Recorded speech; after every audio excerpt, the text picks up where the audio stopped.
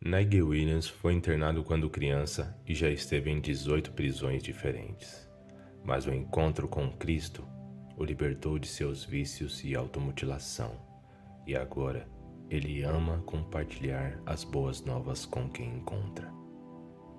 Eu cresci em uma pequena cidade, perto de Mansfield, com minha mãe, que tinha esquizofrenia, e minha avó.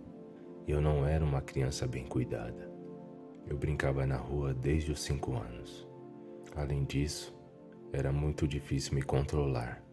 Eu roubava cigarros e dinheiro da minha mãe e não gostava de ir à escola. Uma vez eu acordei no meio da noite e pude ver fumaça saindo por debaixo da porta. Acordei minha mãe e minha avó. Mamãe chamou o corpo de bombeiros e vovó tentou apagar o fogo, mas foi repelida pelas chamas. Eu estava escondido debaixo da cama e o chão estava ficando cada vez mais quente. De repente, um bombeiro me puxou para fora. O incêndio foi causado por um dos cigarros da minha mãe. Mais tarde, quando souberam disso, o serviço social me acolheu. Minha mãe vinha me ver a cada 2 semanas, mas às vezes ela não aparecia. Quando eu era adolescente, eu roubava cigarros e os vendia na escola. Uma vez eu invadi um bar e eu roubei as bebidas. Depois disso, eu comecei a roubar as casas das pessoas. A primeira vez que eu fui para a prisão, eu fui espancado durante semanas por outros 2 reclusos, até que finalmente um agente penitenciário viu o estado das minhas costas e então eu fui levado para uma ala hospitalar. Mais tarde, eu bati em 2 policiais com uma jarra. Então eu fui sentenciado com uma detenção de 10 anos. Fui transferido para um hospital penitenciário porque eu tive um colapso nervoso. Minha mãe morreu, o que me deixou muito mais deprimido. A partir daí, eu comecei a ouvir vozes e isso me atormentou durante anos. As vozes que eu ouvia me faziam quebrar as coisas e até esfaquear a mim mesmo. Hoje eu tenho 62 cicatrizes de automutilação no meu corpo.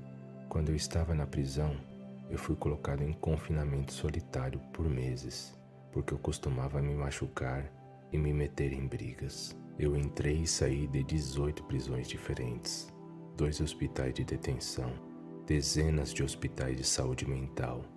Enquanto eu estava na prisão em uma cidade chamada Aihu, alguns cristãos me visitavam toda terça-feira. Eu trabalhava na cozinha da prisão e então eu levava lanches e xícaras de chá para eles. Enquanto eles estavam ali, era bom falar com eles, mesmo sem acreditar no que eles diziam. Eu até queria acreditar, mas eu precisava de provas.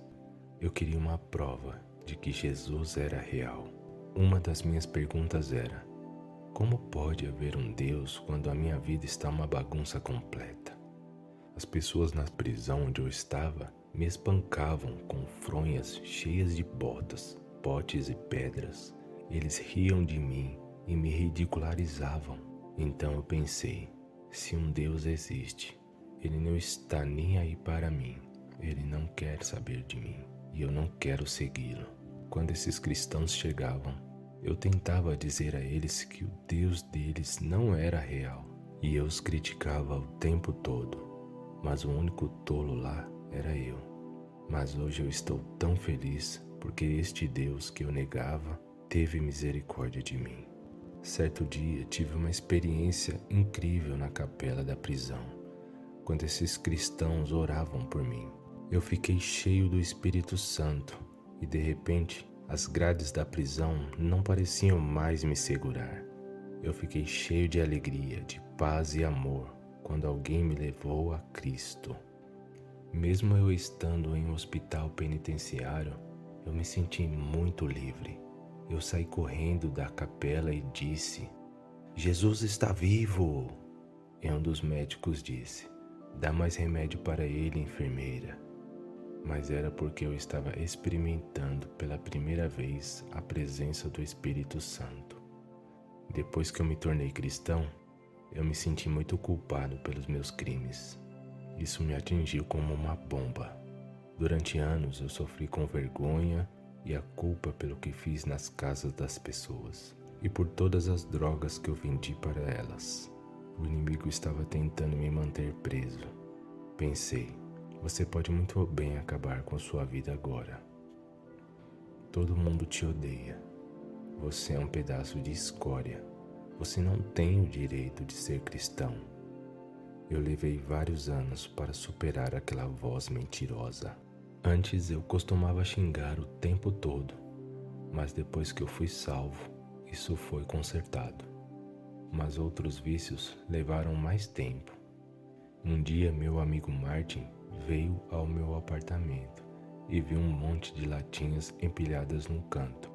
E ele disse para mim, Nike, você quer largar este vício? E eu disse, claro que sim, mas eu estou preso. Preciso até de uma bebida quando acordo às 4 da manhã. Tudo que Martin disse foi, Senhor Jesus, liberte o Nigel do vício do álcool. Aí então, ele foi até a minha geladeira, pegou as latinhas que ainda estavam lá e foi para casa. Eu pensei, mas que coisa atrevida. Eu vou até o mercado se essa vontade de beber não passar. Mas eu disse a Deus, vou esperar mais 1 hora para ver como eu me sinto. Então passou 1 hora e eu não sentia vontade nenhuma de beber. No dia seguinte, quando eu acordei, eu não tinha tremores nem desejos nenhum. Eu era viciado desde os 11 anos. Isso arruinou a minha vida. Eu não podia acreditar que uma simples oração havia me libertado do vício. Agora eu saio às ruas todas as semanas para compartilhar a minha fé.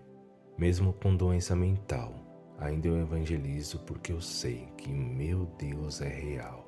Eu amo orar pelas pessoas. Alguns cristãos têm medo de sair às ruas e evangelizar. E às vezes eu também tenho, porque eu ainda tenho esquizofrenia.